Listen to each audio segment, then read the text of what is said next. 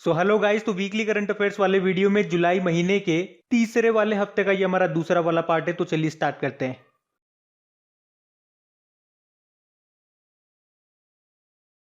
तो बताइए, विश्व अंतर्राष्ट्रीय न्याय दिवस ये कब मनाया गया? तो आंसर होगा 17 जुलाई को।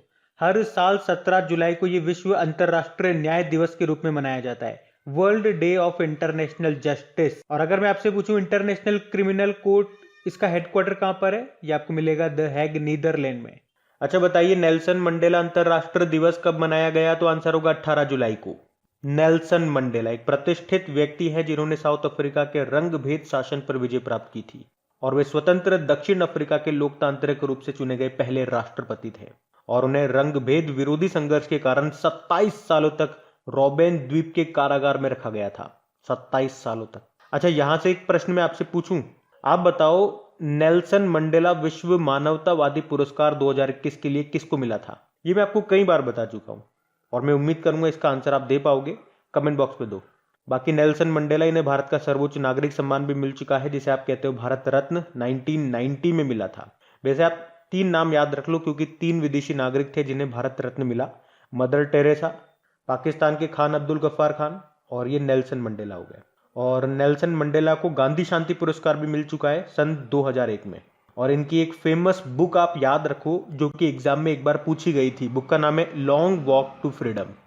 अच्छा बताइए, अभी हाल ही में विश्व शतरंज दिवस कब मनाया गया? तो आंसर होगा 20 जुलाई को। और 20 जुलाई को ही क्यों मनाते हैं? क्योंकि 20 जुलाई 1924 को इंटरनेशनल चेस फेडरेशन की स्थापना हुई थी। तो वर्ल्ड वाइड चेस को रेगुलेट करने वाली बॉडी को आप बोलते हो फिडे, जिसका हेडक्वार्टर लुज़ेन, स्विट्जरलैंड में है। वैसे 20 जुलाई को विज्ञान अन्वेक्षण दिवस, स्पेस एक्सप्लोरेशन डे के रूप में भी मनाया जाता है, जिसे चंद्रमा दिवस भी कहा जाता है। एक्चुअली में इस दिन नील आर्मस्ट्रॉन्ग चंद्रमा की सतह पर उतरने वाले पहले इंसान बने थे। शतरंज से देखो 2-3 पॉइंट याद रख लेना। एक तो भारत के सबसे युवा ग्रैंड मास्टर का नाम डी गुकेश तमिलनाडु से है। वर्तमान में 68 नंबर के ग्रैंड मास्टर हमारे लेटेस्ट कौन है? अर्जुन कल्याण है, वो भी तमिलनाडु से है। और पूरी दुनिया के सबसे युवा ग्रैंड मास्टर कौन है, ये आप बताओगे।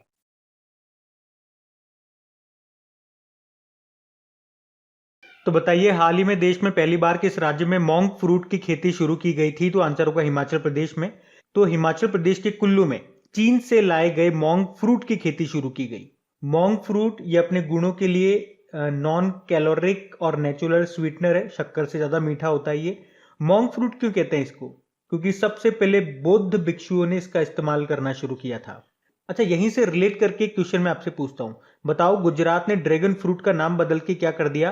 कमलम कर दिया। और अगर आपसे पूछा जाए ना कि भारत में पहली बार हींग की खेती कहां पे शुरू की गई थी, तो याद रखना हिमाचल प्रदेश के लाहौल में।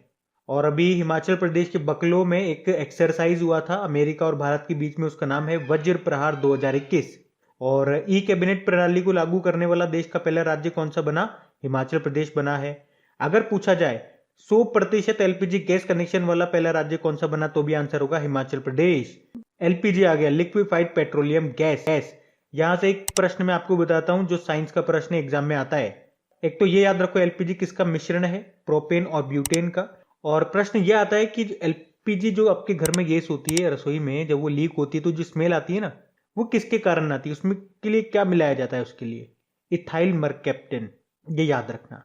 बाकी अगर आपसे पूछा जाए 100% हर घर जल वाला राज्य कौन सा बना, तो गोवा बना है। गोवा ही अभी रेबीज मुक्त होने वाला पहला राज्य भी बना है देश का। बाकी तो हिमाचल प्रदेश की 2 कैपिटल आपको याद रखनी है। शिमला इसकी समर कैपिटल है, धर्मशाला इसकी विंटर कैपिटल है। मुख्यमंत्री जयराम ठाकुर हैं। गवर्नर नए बन गए अभी, कौन? राजेंद्र विश्वनाथ अर्लेकर। पहले गवर्नर कौन थे? बंडारू दत्तात्रेय, जो अब हरियाणा में चले गए हैं। तो ये याद रखना, बढ़ते आगे। फिर बताइए, भारत की पहली पॉड टैक्सी ये किन स्थानों के बीच में चलेगी? तो आंसर होगा नोएडा एयरपोर्ट से फिल्म सिटी। तो देश की पहली पॉड टैक्सी ये चलेगी नोएडा एयरपोर्ट से फिल्म सिटी के बीच में। ये 14 किलोमीटर की यात्रा को तय करेगी। ये एक ड्राइवरलेस पॉड टैक्सी है। तो पॉड टैक्सियां ये पश्चिमी देशों में ट्रांसपोर्ट का एक लोकप्रिय साधन है। इसमें हर कार में 4 से 6 लोग आ जाते हैं। अच्छा, अभी आपको याद होगा भारत में पहली एयर टैक्सी शुरू हुई थी चंडीगढ़ एयरपोर्ट से हिसार एयरपोर्ट तक। अच्छा, अगर पूछा जाए कि भारत की 100वीं किसान रेल कहां से कहां चली, तो महाराष्ट्र के संगोला से पश्चिम बंगाल के शालीमार तक। और भारत की पहली किसान रेल महाराष्ट्र के देवलाली से बिहार के दानापुर तक। ये भी ध्यान रखना, बढ़ते हैं आगे।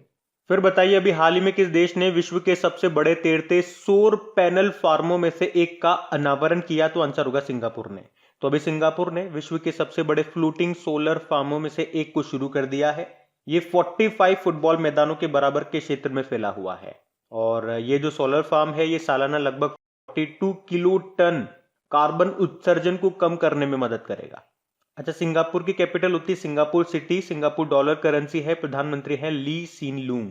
अभी आपको याद होगा जो एनटीपीसी है ये भारत का सबसे बड़ा सोलर पार्क का निर्माण करेगा। कहां पे? गुजरात के कच्छ में, जिसकी कैपेसिटी कितनी होगी? 4750 मेगावाट। और अगर आपसे पूछा जाए कि 2020 में प्रधानमंत्री नरेंद्र मोदी जी ने एशिया के सबसे बड़े सोलर प्लांट जिसकी कैपेसिटी थी 750 megawatt Rewa ultra mega solar plant का उद्घाटन कहां पे किया था? मध्य प्रदेश में। और भारत का सबसे बड़ा सोलर ट्री कहां पे बना है? पश्चिम बंगाल के दुर्गापुरा में। अच्छा बताओ एक प्रश्न, भारत की पहली इलेक्ट्रिक व्हीकल सिटी कौन सी बनी है? केवड़िया, गुजरात। और अभी कौन सा देश पहला देश बन गया दुनिया का ऑटोमेटिक कारों को अनुमति देने वाला? यूके। बताइए अभी हाल ही में किसने भारत का पहला रैपिड इलेक्ट्रॉनिक और आर्टिफिशियल इंटेलिजेंस संचालित कोविड-19 परीक्षण किट जिसका नाम है कोवी होम उसको डेवलप किया है? तो आंसर होगा आईआईटी हैदराबाद ने। तो याद रखना पहले तो ये कोवी होम क्या है? कोविड-19 का एक परीक्षण किट है, टेस्टिंग किट है। इसमें 30 मिनट में आपको रिजल्ट मिल जाएगा और एक टेस्ट की कीमत आएगी लगभग 300 रुपए। और मैं आपको याद दिला दूं, इसी तरह से पुणे में माई लैब ने घर पर ही कोरोना टेस्ट करने वाली एक किट बनाई थी और उसको क्या नाम दिया था? कोवी सेल्फ नाम दिया था। अभी डीआरडीओ ने 2DG नाम से एक दवा भी बनाई थी। 2DG मतलब हो गया 2 डीऑक्सी डी ग्लूकोज ऑरल, कोविड-19 के रोकथाम के लिए।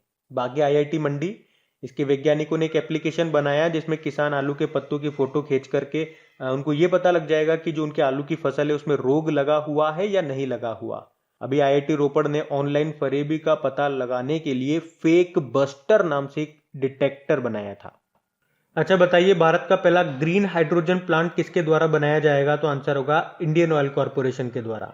तो Indian oil corporation Mathura refinery Uttar Pradesh में भारत का पहला ग्रीन हाइड्रोजन प्लांट बनाएगी और ये इस प्रकार भारत की पहली हरित हाइड्रोजन यूनिट होगी। इसका उद्देश्य क्या है?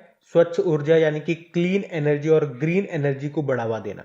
और इसी तरह से आपको याद होगा ग्रीन हाइड्रोजन मोबिलिटी प्रोजेक्ट को शुरू किया गया किसके द्वारा? एनटीपीसी के द्वारा। कहां पे? लद्दाख में।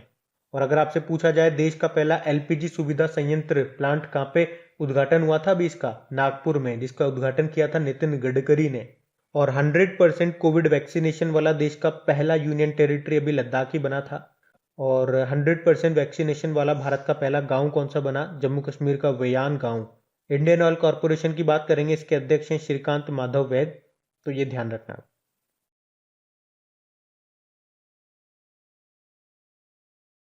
बताइए अभी हाल ही में किसने ब्रिटिश ग्रैंड प्रिक्स 2021 को जीत लिया? तो आंसर होगा लुइस हैमिल्टन ने। लुइस हैमिल्टन से 2 पॉइंट याद रख लो, इनकी नेशनलिटी है ब्रिटेन से हैं ये। और ये किस कार कंपनी के ड्राइवर हैं? तो ये मर्सिडीज के ड्राइवर हैं। उनके करियर की ये 99वीं जीत है और इस साल की बात करेंगे तो ये इनकी चौथी जीत है। तो फर्स्ट पे लुइस हैमिल्टन रहे, सेकंड पे चार्ल्स लेक्लर्क जो कि फेरारी के ड्राइवर हैं और मोनाको से हैं, तीसरे पे वोल्टेरी बोटास हैं जो कि मर्सिडीज के ड्राइवर हैं और फिनलैंड से हैं।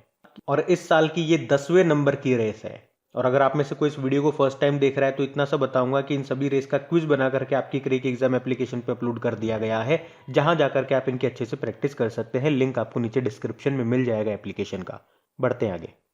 फिर बताइए अभी हाल ही में आईसीसी ने किन देशों को सदस्य देश के रूप में शामिल कर लिया? तो आंसर होगा मंगोलिया, ताजिकिस्तान और स्विट्जरलैंड को। और मंगोलिया की कैपिटल होती है उलन-बटोर, ताजिकिस्तान की होती है दुशानबे, स्विट्जरलैंड की होती है बर्न। तो भी आईसीसी ने इन तीनों देशों को अपने सदस्य देशों के रूप में शामिल कर लिया है। और ये मंगोलिया और ताजिकिस्तान तो एशिया क्षेत्र के 22वें और 23वें सदस्य बने हैं और स्विट्जरलैंड यूरोप का 35वां सदस्य बना है। इस तरह से आईसीसी में टोटल 106 सदस्य हो चुके हैं। आईसीसी की बात करेंगे, इसकी स्थापना होती है 1909 में, हेडक्वार्टर दुबई यूएई में है। सीईओ इसके अभी तक मनु सहानी थे जिन्होंने इस्तीफा दे दिया, ये ध्यान रखना। और इसके चेयरमैन है ग्रेग बार्कले जो कि न्यूजीलैंड से हैं। अच्छा 2023 में जो आईसीसी वर्ल्ड कप होंगे कहाँ पे होंगे? भारत में होंगे। अच्छा क्रिकेट से एक नाम मुझे याद आता है, चलो मैं आप ही से पूछूंगा। बताओ पहली भारतीय महिला कमेंटेटर का नाम क्या है। इनका भी निधन हो गया इसलिए नाम इनका न्यूज में था। और इनके नाम के लिए मैं आपको एक हिंट दे सकता हूं। हमारे जो चीफ इलेक्शन कमिश्नर है ना, उनका जो नाम है, उनका और इनका नाम मिलता जुलता है। अब बताओ आप। अच्छा फिर बताइए, अभी हाल ही में स्पार्क सन ट्रॉफी को किसने जीत लिया? तो आंसर होगा विश्वनाथ आनंद ने। और ये होउ यिफान का नाम याद है आपको? चाइना के चेस प्लेयर हैं। अभी इन्होंने फिडे chess.com महिला स्पीड शतरंज चैंपियनशिप 2021 जीत ली थी। अभिमन्यु मिश्रा दुनिया के सबसे युवा ग्रैंड मास्टर बन गए हैं। ये भारत के सबसे युवा ग्रैंड मास्टर मैं आपको बता चुका हूँ, डी गुकेश है, तमिलनाडु से हैं। और 68 नंबर के हमारे ग्रैंड मास्टर अर्जुन कल्याण है, वो भी तमिलनाडु से हैं। विश्वनाथ आनंद की बात करेंगे, ये पहले ग्रैंड मास्टर थे। इनकी लास्ट ईयर एक ऑटोबायोग्राफी आई थी माइंड मास्टर नाम से। पहला राजीव गांधी खेल रत्न पुरस्कार भी इन्हीं को मिला था 1991-92 में। और अगर आपसे प्रश्न पूछा जाए देश की पहली महिला ग्रैंड मास्टर का नाम क्या है, तो आंसर क्या होगा? एस विजय लक्ष्मी है। और एक और प्रश्न बनता है करंट अफेयर्स का आपका, कि भारत में पहली बार चेस एकेडमी ये कहां पे स्थापित की गई? तो आंसर होगा भुवनेश्वर में। और जो आपका चेस बोर्ड होता है उसमें वो जो छोटे छोटे स्क्वायर कॉलम होते हैं, टोटल कितने होते हैं? 64 होते हैं। चेस डे हम मनाते हैं 20 जुलाई को। चेस को रेगुलेट करने वाली जो बॉडी है फिडे, इसका हेडक्वार्टर कहां पर है? लुज़ेन स्विट्जरलैंड में है। और लुज़ेन स्विट्जरलैंड में और किस किस का हेडक्वार्टर मिलेगा आपको? मैंने आपको ट्रिक से याद कराया था आपके टॉप 5 स्टैटिक वाली सीरीज में ही। तो बताओ फटाफट से, अगर आपने वो सुना होगा ऑडियो तो कैसे याद किया था हमने? यहाँ पे एक तो इंटरनेशनल ओलंपिक कमेटी का मिल जाएगा, टेबल पे खेलने को बोला था टेबल टेनिस मिल जाएगा, चेस खेले थे तो फिडे मिल जाएगा, और बच्चे हॉकी लेकर के आ गए थे तो इंटरनेशनल हॉकी फेडरेशन का आपको हेडक्वार्टर यहाँ मिल जाएगा।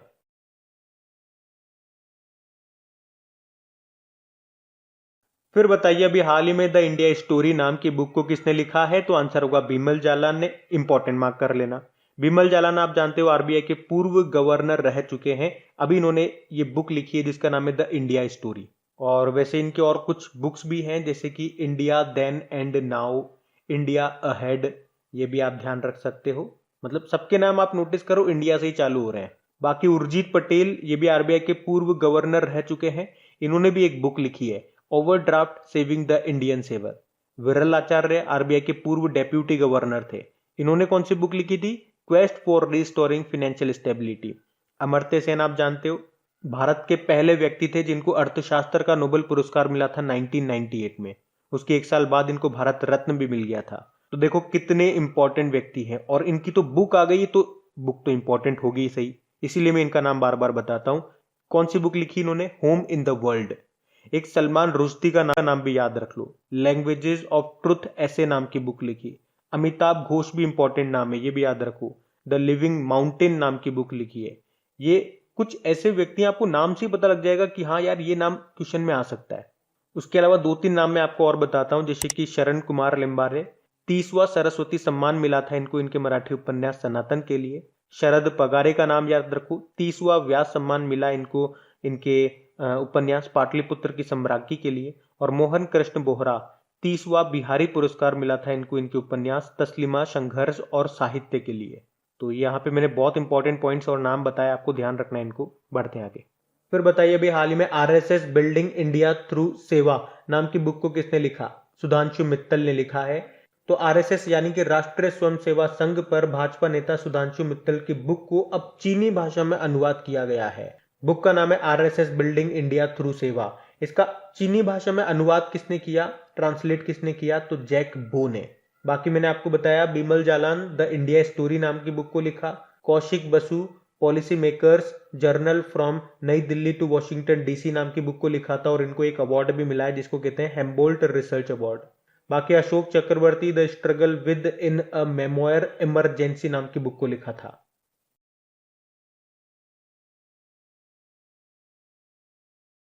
फिर बताइए, अभी हाल ही में सरकार ने किसानों को उनकी भाषा में सही समय पर सही जानकारी देने के लिए कौन सा डिजिटल प्लेटफॉर्म को लॉन्च किया है? तो आंसर होगा किसान सारथी। तो अभी सरकार ने किसान सारथी नाम से एक डिजिटल प्लेटफॉर्म को शुरू किया है ताकि किसानों को उनकी भाषा में सही समय पर सही जानकारी दी जा सके। अभी भारतीय कृषि अनुसंधान संस्थान यानी कि आईसीएआर ने उसके 93rd स्थापना दिवस पर केंद्रीय कृषि मंत्री नरेंद्र सिंह तोमर और आईटी मंत्री जो है अश्विनी वैष्णव, उन्होंने इसको लॉन्च किया। तो इस प्लेटफॉर्म के माध्यम से किसान कृषि विज्ञान केंद्र के वैज्ञानिकों से सलाह ले सकेंगे। तो याद रखना कृषि मंत्री कौन है हमारे, नरेंद्र सिंह तोमर। कि अभी हाल ही में किस केंद्रीय मंत्रालय ने देश का पहला आर्टिफिशियल इंटेलिजेंस संचालित शिकायत प्रबंधन एप्लीकेशन को लॉन्च किया, तो आंसर होगा रक्षा मंत्रालय ने। तो हमारे रक्षा मंत्री कौन है, राजनाथ सिंह। उन्होंने ही आर्टिफिशियल इंटेलिजेंस संचालित शिकायत प्रबंधन एप्लीकेशन को भी लॉन्च किया और इसे रक्षा मंत्रालय ने आईआईटी कानपुर की मदद से तैयार किया है। तो ये सरकार में शिकायत निवारण में सुधार के लिए विकसित की गई पहली आर्टिफिशियल इंटेलिजेंस आधारित प्रणाली है, सिस्टम है। और आर्टिफिशियल इंटेलिजेंस से आपको याद आएगा, हमने पढ़ा भी था, हमारे चीफ जस्टिस ऑफ इंडिया हैं, कौन है, एनवी रमन्ना, 48 नंबर के। उन्होंने ही कानूनी अनुसंधान में न्यायाधीशों की सहायता के लिए एक आर्टिफिशियल इंटेलिजेंस बेस्ड पोर्टल को लॉन्च किया था और उस पोर्टल का नाम क्या था, सुपेस, SUPACE। तो अगर बात करेंगे इस एप्लीकेशन की, इस एप्लीकेशन का उपयोग कहां पे होगा, शिकायतों का वर्गीकरण करने में, कैटेगराइज करने में, जहां से शिकायत आ रही है उस स्थान के बारे में जानकारी प्राप्त करने में इसका उपयोग किया जाएगा। तो रक्षा मंत्री आपके याद रखना राजनाथ सिंह है। और रेल मंत्रालय किसके पास है, अश्विनी वैष्णव के पास है। खेल मंत्रालय किसके पास है, अनुराग ठाकुर के पास है। शिक्षा मंत्रालय है आपके धर्मेंद्र प्रधान के पास में। और आर्टिफिशियल इंटेलिजेंस से एक प्रश्न याद रख लो, आपसे पूछा जाए कि किस राज्य ने 2020 को आर्टिफिशियल इंटेलिजेंस का वर्ष घोषित किया, तो आंसर होगा तेलंगाना।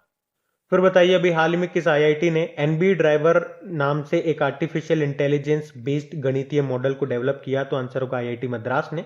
एनबी ड्राइवर का मतलब हो गया नेबरहुड ड्राइवर। तो ये एक आर्टिफिशियल इंटेलिजेंस बेस्ड एल्गोरिदम है जिसे आईआईटी मद्रास के वैज्ञानिकों ने बनाया है और इसका काम क्या होगा, कैंसर के कारण जो अनुवांशिक परिवर्तन होते हैं उनका पता लगाएगा ये। तो याद रखना एनबी ड्राइवर का संबंध है कैंसर से। कैंसर से याद आता है आपको वर्ल्ड कैंसर डे जो हम मनाते हैं 4 फरवरी को, और इस बार उसकी थीम क्या थी, I am and I will. बाकी कैंसर के अध्ययन को क्या कहते हैं बताओ, ऑन्कोलॉजी कहते हैं, याद रखना। और साइटोलॉजी किसको कहते हैं, कोशिकाओं के अध्ययन को कहते हैं, स्टडी ऑफ सेल। बाकी पक्षियों के अध्ययन को क्या कहते हैं, ऑर्थिनोलॉजी कहते हैं। और माइकोलॉजी किसको कहते हैं, फंगस के अध्ययन को कहते हैं। बाकी आईआईटी हैदराबाद आप जानते हो भारत का पहला रैपिड इलेक्ट्रॉनिक और आर्टिफिशियल इंटेलिजेंस संचालित कोविड-19 परीक्षण किट तैयार किया जिसका नाम है कोवी होम। आईआईटी मंडी के वैज्ञानिकों ने एक एप्लीकेशन बनाया जिसमें किसान आलू के पत्ते की फोटो खींचकर ये पता लगा पाएंगे कि उनकी जो आलू की फसल है उसमें रोग लगा हुआ है या नहीं लगा हुआ। आईआईटी रोपड़, याद है आपको, ऑनलाइन फरेबी का पता लगाने के लिए फेक बस्टर नाम से एक डिटेक्टर बनाया इन्होंने।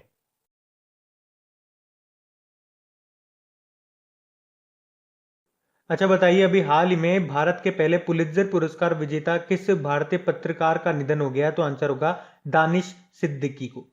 तो अफगानिस्तान के कंधार प्रांत के स्पिन बोल्डक जिले में अफगानिस्तानी सैनिकों और तालिबान के बीच में जो लड़ाई चल रही थी ये उसे कवर कर रहे थे और उसी दौरान फायरिंग में इनका निधन हो गया है। आप जानते हो पत्रकारिता का नोबेल पुरस्कार कहा जाता है पुलित्जर अवार्ड को, और 2018 में फीचर फोटोग्राफी के लिए पुलित्जर जीतने वाले दानिश और अदनान आबिदी ये पहले भारतीय थे। उन्हें रोहिंग्या मुसलमानों के हालातों को उजागर करने के लिए मिला था ये सम्मान। अच्छा पुलित्जर से मैं आपसे पूछूं कि 2021 का पुलित्जर पुरस्कार किस भारतीय को दिया गया, मेघा राजगोपालन को दिया गया है इंटरनेशनल रिपोर्टिंग कैटेगरी में। अच्छा मान लो आपसे पूछा जाए कि भारतीय पत्रकार का जनक किसे कहा जाता है, तो आंसर होगा क्या, राजा राम मोहन रॉय को। और इन्हें ही ब्रह्म समाज के संस्थापक के रूप में भी जाना जाता है। इन्हें राजा की उपाधि किसने दी थी, अकबर द्वितीय ने। बाकी श्याम श्रीनिवासन फेडरल बैंक के एमडी सीईओ बने। मंगूबाई छगनबाई पटेल ये गवर्नर बने अभी मध्य प्रदेश के। बढ़ते आगे। फिर बताइए कि किसे मोहन बागान रत्न से सम्मानित किया जाएगा, तो आंसर होगा शिवाजी बनर्जी को। तो भारत के पूर्व और मोहन बागान के शॉट स्टॉपर थे ये शिवाजी बनर्जी, जिन्होंने 1977 में एक मैच के दौरान ब्राजील के महान फुटबॉल खिलाड़ी पेले को गोल करने से मना किया था और उनको अब मरणोपरांत मोहन बागान रत्न से सम्मानित किया जाएगा। मोहन बागान ये एक फुटबॉल क्लब है, कहाँ का, कोलकाता का। इसकी स्थापना हुई थी 1889 में और इसे भारत का राष्ट्रीय क्लब भी कहा जाता है। ये एशिया का सबसे पुराना फुटबॉल क्लब भी है। फुटबॉल से आपको याद आएगा अभी यूरो कप 2020 हुए थे, वो जीता किसने, इटली ने। किसको हराया, इंग्लैंड को हराया। कोपा अमेरिका 2021 हुआ था, अर्जेंटीना ने जीता। किसको हराया, ब्राजील को हराया। और 2022 में फीफा वर्ल्ड कप होंगे कतर दोहा में। देखो फुटबॉल से संबंधित कुछ ट्रॉफियां, कुछ कप आपके एग्जाम में आ जाती है एज ए स्टैटिक। तो कौन कौन सी हैं, कुछ महत्वपूर्ण मैं आपको बताऊं तो रोवर्स कप, इसका संबंध फुटबॉल से है। मर्डेगा कप का पूछेगा, इसका संबंध किससे है, फुटबॉल से है। डूरंड कप हो गया, संतोष ट्रॉफी हो गई, सुब्रतो कप हो गया, सर आशुतोष मुखर्जी कप हो गया, रोवर्स कप हो गया। तो इन सब का संबंध आपका फुटबॉल से है, याद रखना। बाकी मोहम्मद यूनुस इंपॉर्टेंट नाम है, ओलंपिक लॉरेल पुरस्कार से सम्मानित किया जाएगा इनको। शकुंतला थिलस्टेड विश्व खाद्य पुरस्कार जीता इन्होंने। रुमाना सिन्हा सहगल नेल्सन मंडेला मानवतावादी पुरस्कार 2020 इन्होंने जीता है। अच्छा बताइए, हाल ही में कांस फिल्म फेस्टिवल 2021 में किसने पाल्मे डी और पुरस्कार को जीता है? तो आंसर होगा जूलिया डुकोर्नू ने। तो कांस फिल्म फेस्टिवल का आयोजन ये कहाँ पे होता है? ये फ्रांस में होता है। इस बार ये इसका 74th एडिशन था और ये इसका सबसे महत्वपूर्ण पुरस्कार है जो मिला है जूलिया डुकोर्नू को। ये फ्रांस की फिल्म निर्देशक है जूलिया डुकोर्नू और उन्हें उनकी फिल्म टाइटन के लिए कान महोत्सव में पाम डी और पुरस्कार से सम्मानित किया गया और इस अवार्ड को पाने वाली ये दूसरी महिला बन गई हैं। पहली कौन थी? पहली महिला कौन थी? न्यूजीलैंड की जैन कैंपियन थी जिन्हें 1993 में द पियानो फिल्म के लिए ये पाम डी और पुरस्कार मिला था। अच्छा, यहां से एक और नाम आपको याद रखना पड़ेगा क्योंकि वो भारतीय निदेशक हैं जिनका नाम है पायल कपाड़िया। उन्हें उनकी एक डॉक्यूमेंट्री फिल्म ने बेस्ट डॉक्यूमेंट्री के लिए ऑयल डी और पुरस्कार जिताया है। उस डॉक्यूमेंट्री का नाम है a night of knowing nothing. तो ये दो नाम मैंने आपको बताया, एक तो पायल का और एक जूलिया का। तो यहाँ से कांस फिल्म फेस्टिवल से आपको ये नाम याद रखने। बाकी 67th नेशनल फिल्म अवार्ड्स में आपको बताता हूँ हर बार। बेस्ट हिंदी फिल्म रही थी छिछोरे। बेस्ट एक्टर थे कौन? मनोज बाजपेयी भोंसले मूवी के लिए और धनुष अनुसरण मूवी के लिए। बेस्ट एक्ट्रेस थी कंगना रनौत पंगा और मणिकर्णिका के लिए। जबकि 51वां दादा साहब फाल्के पुरस्कार दिया गया रजनीकांत जी को और इस बार 93rd ऑस्कर अवार्ड्स हुए थे जिसमें बेस्ट फिल्म रही थी नोमैडलैंड। और ऑस्कर में ही बात करेंगे तो बेस्ट एक्टर चुने गए Anthony Hopkins the father movie के लिए। बेस्ट एक्ट्रेस थी फ्रांसिस मैकडॉर्मेंड नोमैडलैंड के लिए और बेस्ट डायरेक्टर है क्लोई झाओ नोमैडलैंड के लिए।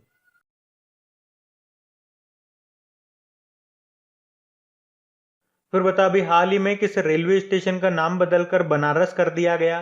तो आंसर होगा मंडुआडीह रेलवे स्टेशन। तो अभी उत्तर प्रदेश के वाराणसी में जो मंडुआडीह रेलवे स्टेशन है उसका नाम बदलकर अभी बनारस रेलवे स्टेशन कर दिया गया है। और याद रखना, ये देश का पहला रेलवे स्टेशन भी है जिसका नाम संस्कृत में लिखा गया है। मतलब वहां पे जो बोर्ड लगा होता है ना येलो कलर का, देखो आप फोटो में, तो यहाँ पे जो स्टेशन का नाम होता है हिंदी अंग्रेजी उर्दू में होता है, यहाँ पे इसका नाम संस्कृत में भी होगा। बाकी अगर मैं आपसे पूछूं, अभी हैवलॉक द्वीप का नाम बदल के क्या किया गया था? स्वराज द्वीप। व्हीलर द्वीप का नाम आप जानते हो एपीजे अब्दुल कलाम द्वीप के नाम पे रखा गया। रॉस द्वीप का नाम नेताजी सुभाष चंद्र बोस द्वीप रखा गया। नील द्वीप का नाम शहीद द्वीप रखा गया है और कोलकाता बंदरगाह का नाम डॉक्टर श्यामा प्रसाद मुखर्जी के नाम पे रखा गया है। और इन्हीं के नाम पे ही जम्मू कश्मीर की चेनानी नाशेरी सुरंग का नाम भी रखा गया है। तो ये भी ध्यान रखना। बढ़ते हैं आगे। फिर बताइए, अभी हाल ही में जम्मू कश्मीर हाईकोर्ट का नाम बदल दिया गया है। इसके वर्तमान में चीफ जस्टिस कौन है? तो इसका तो आंसर हो जाएगा पंकज मित्तल। और हाईकोर्ट का नाम बदल गया, ये प्रश्न है। बदल के क्या कर दिया गया? जम्मू कश्मीर और लद्दाख हाईकोर्ट कर दिया गया। इससे पहले आपको बता दूं, जम्मू कश्मीर के पुनर्गठन के बाद हाईकोर्ट का नाम केंद्र शासित जम्मू कश्मीर और केंद्र शासित लद्दाख हाईकोर्ट हो गया था, पर फाइनली अभी इसे बदलकर जम्मू कश्मीर और लद्दाख हाईकोर्ट कर दिया गया। और जम्मू कश्मीर लद्दाख हाईकोर्ट के वर्तमान चीफ जस्टिस हो गए पंकज मित्तल है। और जम्मू कश्मीर की बात हुई है तो इसके पहले लेफ्टिनेंट गवर्नर का नाम आपको बताना है कमेंट बॉक्स में टाइप करके। वर्तमान में तो इसके लेफ्टिनेंट गवर्नर कौन है? मनोज सिन्हा है। लद्दाख के वर्तमान में या पहले लेफ्टिनेंट गवर्नर दोनों सेम ही है, राधा कृष्ण माथुर। अच्छा, भारत में टोटल हाईकोर्ट की बात करेंगे तो कितने हैं? 25 है। 25वें नंबर का कौन सा है? अमरावती हाईकोर्ट, जो आपको मिलेगा आंध्र प्रदेश में। और उसके चीफ जस्टिस कौन है? अरूप कुमार गोस्वामी है। कुछ और स्टैटिक क्वेश्चंस में आपको कवर कराता हूं, ध्यान से सुनते जाना। हाईकोर्ट में पहली महिला जस्टिस का नाम आपसे पूछा जाएगा एग्जाम में, तो क्या आंसर करोगे? अन्ना चांडी, केरल हाईकोर्ट की थी ये। लेकिन हाईकोर्ट में पहली महिला चीफ जस्टिस पूछेंगे तो लीला सेठ, हिमाचल प्रदेश हाईकोर्ट में थी ये। उसी तरह से सुप्रीम कोर्ट में पहली महिला जस्टिस पूछा जाएगा तो आंसर होगा फातिमा बीबी। या फिर पूछा जाए सुप्रीम कोर्ट में पहली महिला चीफ जस्टिस कौन थी, तो आंसर होगा कोई भी नहीं थी, कोई भी नहीं रही है। तो फिर प्रश्न ऐसे आ जाएगा, सुप्रीम कोर्ट के पहले चीफ जस्टिस का नाम बता दो, तो हीरालाल जे कानिया था। वर्तमान में कौन है? एनवी रमन्ना है, 48 नंबर के हैं। और अभी किसी राज्य में क्या कोई महिला चीफ जस्टिस है क्या? आंसर होगा यस, तेलंगाना में है। तो तेलंगाना में पहली महिला चीफ जस्टिस का नाम बताइए। हिमा कोहली है। और एक और प्रश्न याद आता है यहीं से, हाँ, केन्या की पहली महिला चीफ जस्टिस का नाम मार्था कूम है, ये भी ध्यान रखना।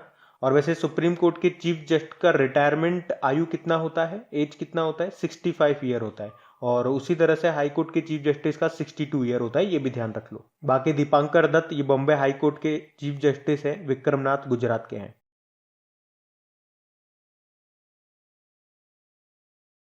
फिर बताइए, हाल ही में किस भारतीय अमेरिकी नागरिक को अमेरिकी श्रम विभाग की सॉलिसिटर चुना गया? तो आंसर होगा सीमा नंदा। तो अभी सीमा नंदा को अमेरिका में जो श्रम विभाग है उसमें सॉलिसिटर चुना गया है। अमेरिका के प्रेसिडेंट कौन है? जो बाइडेन है, 46 नंबर के हैं। किस पार्टी के हैं? डेमोक्रेटिक पार्टी के हैं। और वहां की पहली महिला उपराष्ट्रपति बनी है कमला हैरिस, जो कि 49 नंबर की है। अच्छा, अभी अमेरिका में पहली महिला वित्त मंत्री, फाइनेंस मिनिस्टर कौन बनी थी? जेनेट येलेन बनी थी। भाव्य लाल का नाम भी याद रखना, नासा की कार्यवाहक प्रमुख बनी है ये। और अभी लेटेस्ट प्रश्न तो यही बनेगा, भारत में अमेरिकी राजदूत बनाए गए थे, एम्बेसडर, क्या नाम है उनका? Eric Garcetti. और उल्टा पूछ लिया जाए तो कि अमेरिका में भारतीय राजदूत कौन है? तरनजीत सिंह संधू है। अच्छा, भारत की सॉलिसिटर जनरल कौन है? तुषार मेहता है।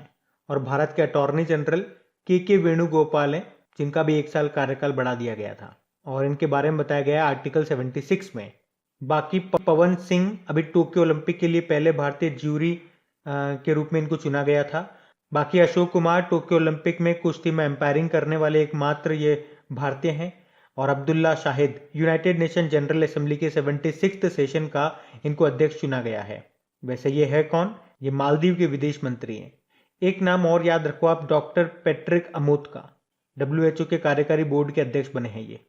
फिर बताइए, अभी हाल में वसीम जाफर को किस राज्य की क्रिकेट टीम का मुख्य कोच नियुक्त किया गया? तो आंसर होगा उड़ीसा। अच्छा बताओ, अभी T20 में 14,000 रन बनाने वाले पहले खिलाड़ी कौन बने थे? क्रिस गेल बने थे, वेस्ट इंडीज के हैं ये।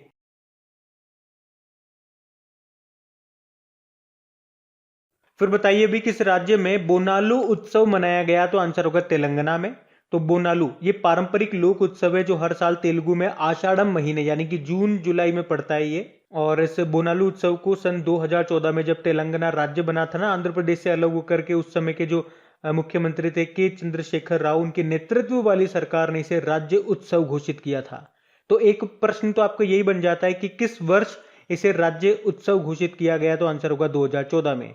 ये एक हिंदू उत्सव है जिसमें देवी महाकाली की पूजा की जाती है और हर साल मानसून आगमन के साथ ही इसे मनाया जाता है। ये है बोनालू उत्सव। इसमें बोनम का मतलब हो जाता है भोजन, जो कि देवी को भेंट किया जाता है। अच्छा, कुछ इंपॉर्टेंट महोत्सव फेस्टिवल्स मैं आपको बताता हूं जो अभी न्यूज में रहे थे, जैसे कि धानु जात्रा पर्व, इसका संबंध किससे है? उड़ीसा से, उड़ीसा में मनाया जाता है। इस तरह से ही प्रश्न आते हैं, जैसे कि बाली यात्रा पूछ ले आपसे, नुआखाई महोत्सव पूछ ले आपसे, तो इन सब का संबंध है आपका उड़ीसा से, उड़ीसा में मनाए जाते हैं। आपसे प्रश्न पूछ लिया, मान लो खीर भवानी मेला, ये किस राज्य में या यूनियन टेरिटरी में मनाया जाता है? तो जम्मू कश्मीर में मनाया जाता है। उसी तरह से याद रखना, खर्ची पूजा की बात करेंगे तो इसका संबंध है त्रिपुरा से। चापचारकुट महोत्सव ये होता है कहाँ पे? मिजोरम में। और एक पक्के पागा हॉर्नबिल फेस्टिवल भी याद रखो, ये अरुणाचल प्रदेश में मनाया जाता है। लेकिन अगर आपसे पूछा जाए केवल हॉर्नबिल फेस्टिवल कहाँ होता है, तो नागालैंड आंसर कर देना। और अगर पूछा जाए पक्के पागा हॉर्नबिल फेस्टिवल, तो अरुणाचल प्रदेश। बाकी अंबुबाची का मेला ये लगता है कामाख्या देवी के मंदिर में, जो कि है कहाँ पे? असम में। गुड़ी पड़वा यानी कि नव वर्ष का आरंभ, ये होता है कहाँ पे? महाराष्ट्र में। नमस्ते ओरछा महोत्सव आपने सुना होगा, ये मनाया जाता है मध्य प्रदेश में। एक फगली महोत्सव भी याद रखो, हिमाचल प्रदेश में मनाया जाता है। फूल देई महोत्सव ये होता है उत्तराखंड में। और अट्टुकल पोंगल त्योहार भी याद रखो, ये भी प्रश्न इंपॉर्टेंट है, ये केरल में आयोजित किया जाता है, केरल में मनाया जाता है। और केरल से आपको मकर विलक्कू भी याद रखना है, इसका संबंध भी आपका केरल से ही है। केरल में आपको सबरीमाला मंदिर भी मिल जाएगा, वहीं पे ये मकर विलक्कू मनाया जाता है, तो ये याद रखना आप। बढ़ते आगे। फिर बताइए, अभी हाल ही में भारत ने किन देशों के साथ एक वर्चुअल समुद्री अभ्यास TTX 2021 का आयोजन किया? तो आंसर होगा श्रीलंका और मालदीव के साथ में। तो अभी भारत, श्रीलंका और मालदीव के शीर्ष रक्षा अधिकारियों ने एक वर्चुअल त्रिपक्षीय टेबल टॉप अभ्यास जिसका नाम है TTX 2021 का आयोजन किया।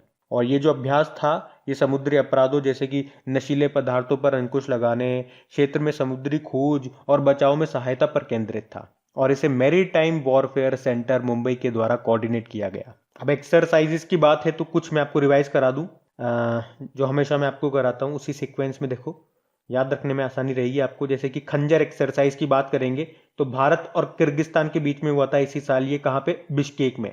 संप्रीति नाम का एक्सरसाइज हम करते हैं बांग्लादेश के साथ में। सूर्य किरण नाम का एक्सरसाइज करते हैं हम नेपाल के साथ में।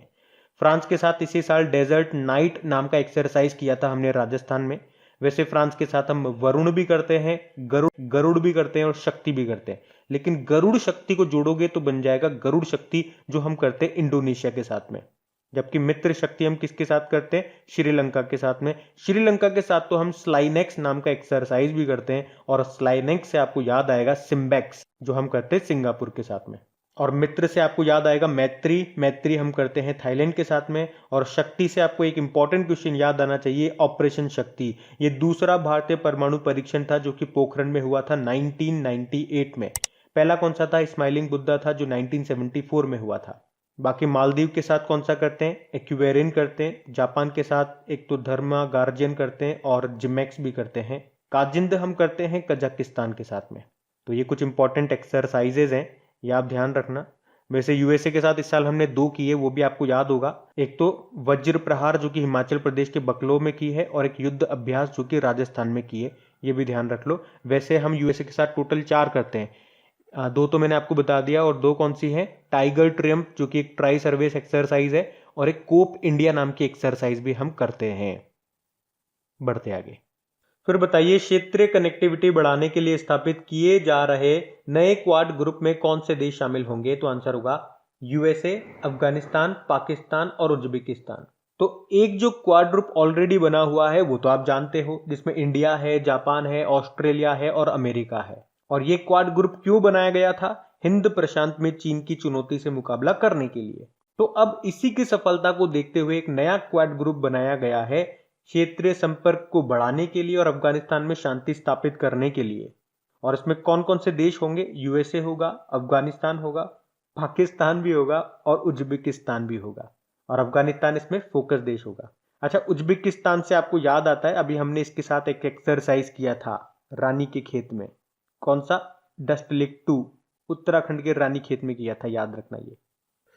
बताइए, अभी हाल ही में किस बैंक ने ग्राहकों के लिए फेडी artificial intelligence powered virtual assistant को लॉन्च किया? तो आंसर होगा फेडरल बैंक। तो अभी फेडरल बैंक ने ग्राहकों को किसी भी समय बैंकिंग से संबंधित प्रश्नों में मदद के लिए एक artificial intelligence powered virtual assistant जिसका नाम है फेडी, उसको लॉन्च किया है।